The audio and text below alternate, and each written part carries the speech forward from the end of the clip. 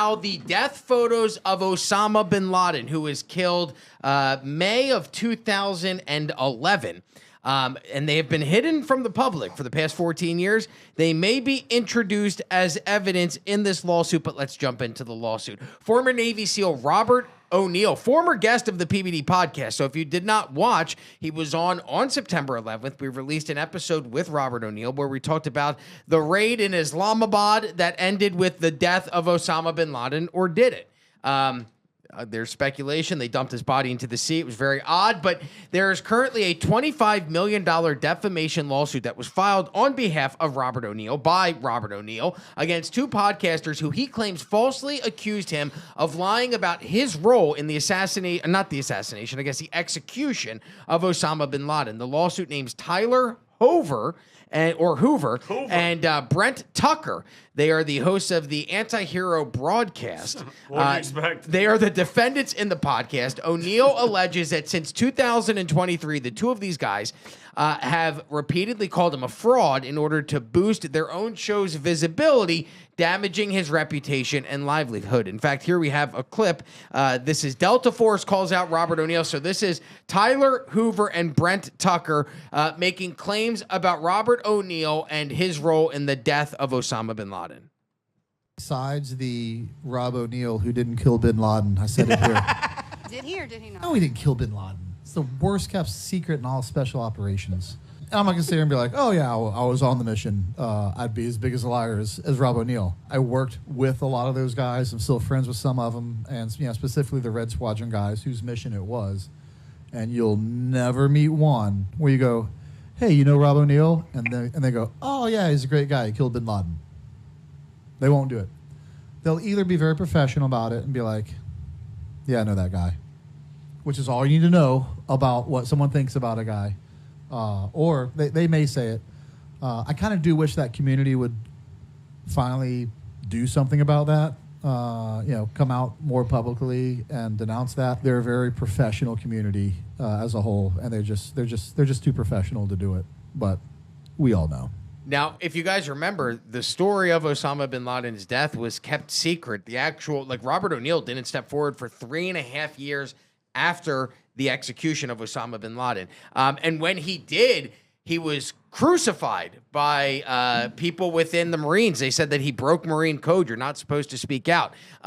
So my question to you guys, first, A, do you believe Robert O'Neill's story that he was the one that fired the fatal shot that killed Osama bin Laden? B, do you guys think Osama bin Laden is dead? And then C, will we ever see the photos of his corpse? We'll start with you first, Doug. I am not going to say that Robert O'Neill is a liar. I'm not going to claim that. My problem has always been the burial at sea. That's always been my issue, okay? It kind of starts there. I mean, we saw Saddam swinging from a rope. We unfortunately saw what happened to Gaddafi and the insane death he had, but we've never been able to see even a photo of Osama bin Laden's corpse. I've never, I thought that was fishy. Yeah. That doesn't mean that Robert O'Neill isn't telling the truth. Yeah. I just have a major problem with the burial at sea. Okay. Yeah. And Doug, from a military standpoint, what?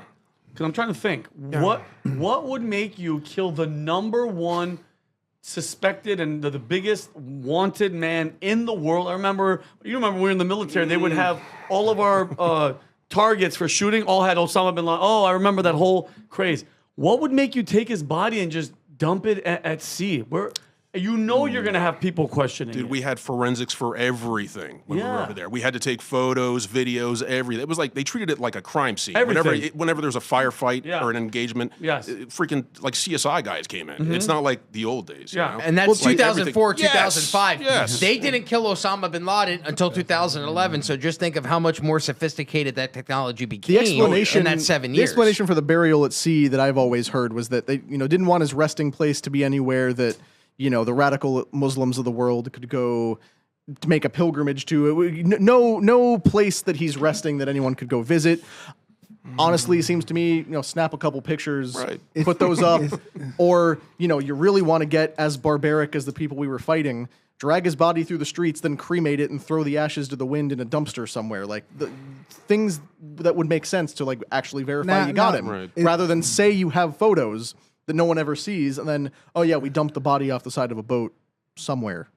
That's okay. To your point, quickly, when it comes to the actual death count, the body count of each of these individuals, right? Osama bin Laden, of course, you know the 2,977 that died on 9/11. They say in total he's responsible for around 3,000 deaths. But we saw Saddam Hussein's body after he was hung. That guy killed between 250,000 to 290,000 Iraqi civilians. Oh, yeah. So why can we see Saddam Hussein's body, who killed vastly much more people than Osama bin Laden? Well, you might want to ask yourself a question.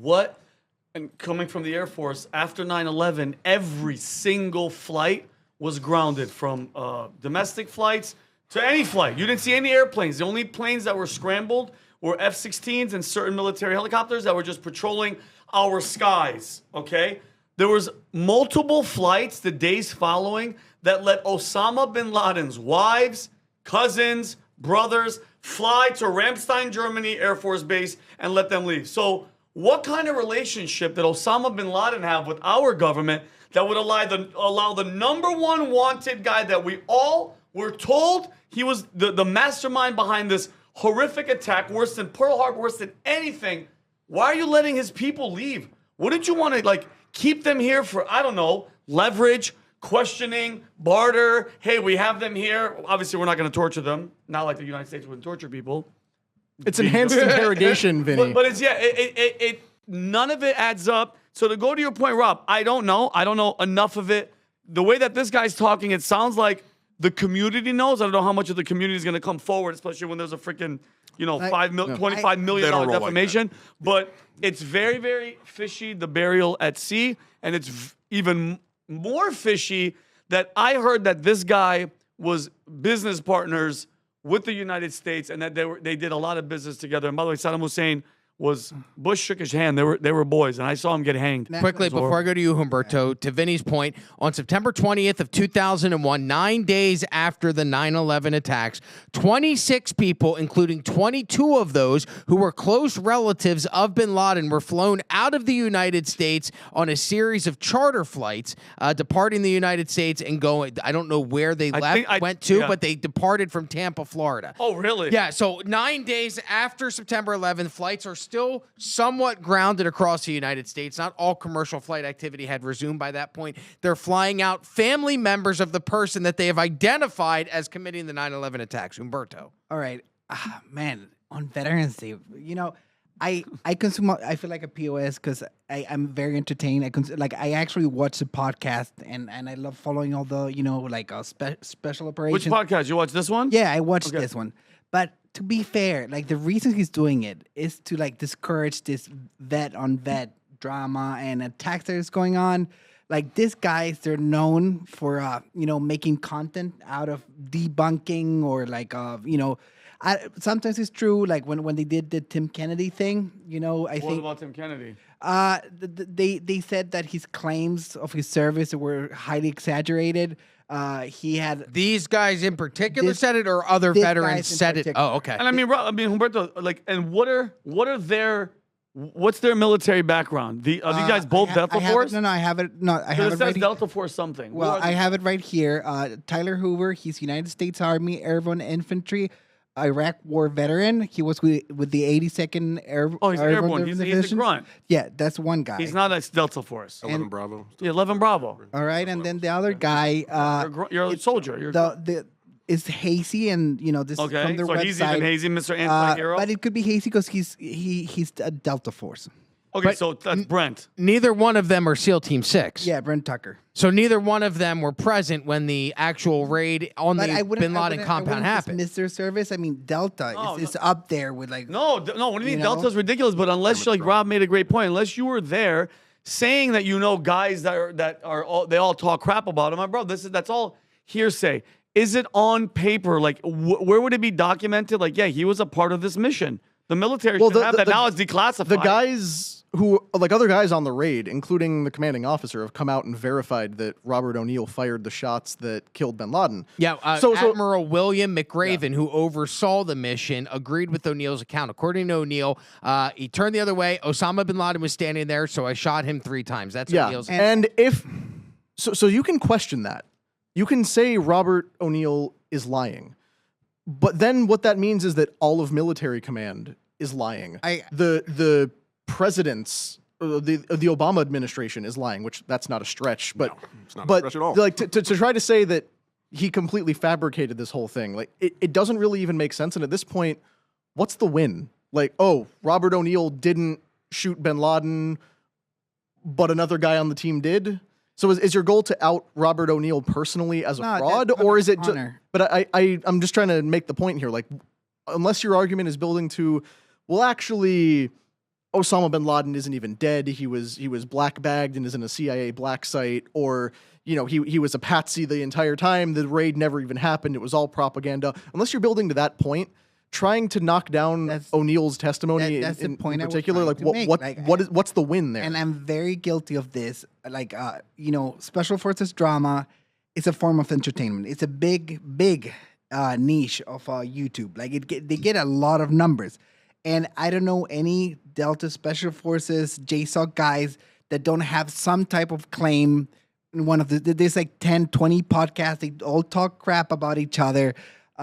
So I don't know. I think it's sad. I think those guys are the top of the top human beings that there is in this country. Like they're mentally extraordinary, physically extraordinary. So I think they have a lot more to offer to the youth instead of talking crap about each other. Yeah. So that's what that's kind of like. I don't know. These guys who become like media figures or pop culture figures, like there's incentive to knock them down. Think about all the claims that have been made about Chris Kyle, the American sniper guy, or Marcus Luttrell. We had him here, and we had Robert O'Neill here. He's tremendous. Yeah, these are people who, when they step out and start telling stories and writing books, and there's movies made about them, there's suddenly an incentive from the broader media audience to let's poke holes in this guy's story. Chris Kyle, his record wasn't actually what he said it was, and this whole thing we wrote in the book that he punched out Jesse Ventura. Maybe that never happened. Like Jesse Ventura. Like these things, they spiral. But like it or not, this is going to become like celebrity because they're coming celebrities. Like it was very rare for a special operations guy to have a public profile. They started writing books, in the 70s and the 80s. Like most of the guys, they will talk about reading books about, special operations. That's where they got into it. So we're going to see more of this, over time. I think it's not going away anyway. But if you think about it, you guys are both veterans, soldiers, and you're on a podcast called the Anti-Hero Broadcast. Podcast. It says broadcast. Broadcast? A podcast, whatever. Podcast. But they filed, by $25 million, Rob, that's not peanuts. That's your whole, like, I don't even know, are they still, how much does their podcast make? I don't know. O'Neill has said that if he wins any type of financial award from the lawsuit, from any organization, or what he'll do is he'll take the money from the lawsuit and he'll donate them to any organizations that help veterans with PTSD. So Robert O'Neill's even saying, hey, if I do win this lawsuit, I'm not doing it for the money. I'll give the money away. I think it's more to clear his name. The reason why I brought this up was because of the Osama bin Laden death photos. So as soon as you bring something into a court of law, there's a phase of a lawsuit called discovery where evidence is brought in. And so I asked ChatGPT, this is ChatGPT, which we're going to get into maybe operating on behalf of the Mossad in Israel at this point. ChatGPT says that in the context of O'Neill's lawsuit, the request to bring in death photos of bin Laden in discovery would face very steep headwinds. However, theoretically, someone could try to bring them into discovery, but the practicality and legality of it is highly improbable as they'd be compelled to be produced in full or publicly disclosed. My question is, it's 24 years later. Why are we still keeping Osama bin Laden's death photo hidden from the public? Why, after 24 years later, have we not released the 82 surveillance cameras that caught the plane that allegedly crashed into the Pentagon? Why are those tapes still hidden from the American public? Why, after 24 years, are we holding Zacharias Moussaoui, KSM, in Guantanamo Bay and not allowing them to be interviewed by anybody? How could these people still 24 years later be threats to democracy, threats to national security? It's been almost a quarter of a century since 9/11 happened, and yet they still continue to hide information from us for our own safety. But what are they keeping us safe from? Exactly. Why? Why can't we see the truth anymore? They don't think that we're not even qualified. You're not even allowed to because they think that you can't handle the truth. That's what it is. They don't even want you. We're peasants in their mind, and when they say it's a national security thing, and you can't, it's like bullshit. Because guess what? The more you do what you're doing, the more you have people like us that do not trust you. And I get the national security. You have to kind of be guys. I get the secrecy. I get all that shit. But like you said, how many years later we can't see it? Because guess what? Show me the body. Show me the bullet. Like, we have you could go on X right now and see people getting beheaded. I just saw a video yesterday of 5 to 6 men jump out and gun down a Guatemalan ex-mayor and his wife. With AK-47s, obliterate both of them. That's on that. Why can't we see this? Why? Because he's Osama Bin Laden? No. You do. When you're shady like that, people are going to ask questions, and then you know what they do? They turn around and they call us crazy. That we're freaking nuts. JFK happened in 1963. They still haven't released this shit. You know why? Because they're guilty. Because you know the FBI was involved. You know the mafia might have had something to do with it. You know Lyndon B. Johnson was there. The first order of it, he didn't want us to go to Vietnam. He wanted to withdraw us. He wanted to splinter the CIA, and he wanted to withdraw from Vietnam. What was the other one? Well, he wanted to scatter the ashes of the CIA into the wind. And, didn't want Israel to have nuclear weapons. And wanted AIPAC to register as a foreign lobbying organization. And we all know. All this stuff. And guess what? A bunch of hands were involved. We're not stupid, but they're never going to do it, Rob, because they don't think that we can handle it if it comes out. But it's like bullshit. We want to know. I want to know. We're not stupid, 9/11. You think we're stupid? Like, that's the thing. They think that we're stupid and that we're going to believe. There's nothing that you could prove to me that an airplane hit the Pentagon. 0%. Show me the video. There's one that's 2 seconds. Boom. That's not an effing plane. That looked like a missile that was on the ground that was cruising. And this is the problem, though, because you say there's nothing they could show you that would convince you. Show me the video. Like Rob said, there's all that video footage that has never been released. Yeah, give me a but because it has been 24 years since that happened, if they said, you know what, we've decided we're disclosing it. Here's all the video footage. What we're going to do is we're going to parse through it frame by frame and say, you know what, this is a fake video. I don't believe this video. There's still no plane. They could show you concrete, on paper video or video evidence. We wouldn't believe it because they lied to us for 24 years. Yep.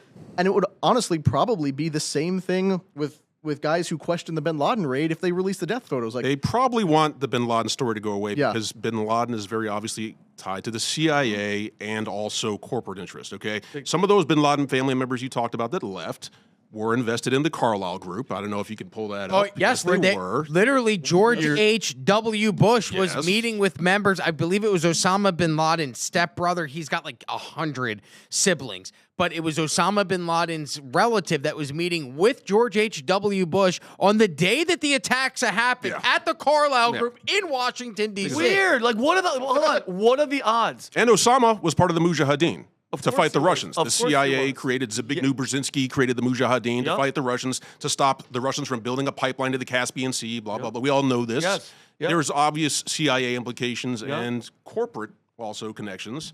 They want that to go away, okay? This is what's going on. And Doug, to be honest, maybe Osama bin Laden died of natural causes. The guy was on freaking dialysis. Yeah. Maybe he died, they kept his ass on ice, and they put him on a boat, and they go, bro, shoot this ass 3 times, get rid of the body. Who's going to question us?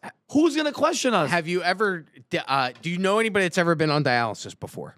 Yes, I know somebody right now, my aunt's husband. Okay, so my son's mom was on dialysis before she got a kidney transplant, and she was on it for about 2 years. First of all, it's not something that you're supposed to be on for years. Jeez. It's supposed to be something that holds you over until you can get a kidney transplant. You become lethargic, you become exhausted. You're certainly not able to get these, like, she had to go to a special hospital. We live in the United States of America. She had to go to a special dialysis clinic 3 times a week to get the treatment. This guy was hiding in a cave in Afghanistan, and we're supposed to believe that they had all of the type of medical equipment to be able to provide him the adequate care that he needed fighting terminal kidney disease. But when you got Bin Laden money, and that's the real answer there. Like, the amount of money that was behind Bin Laden, he was in the cave to make videos, certainly. Right. He was not hanging out in that cave full time. He was with his buddies in Saudi Arabia, most likely. He was. How much money did the CIA give the Mujahideen when they were first created? $250 million. Yeah, some obscene amount of money. Well, and then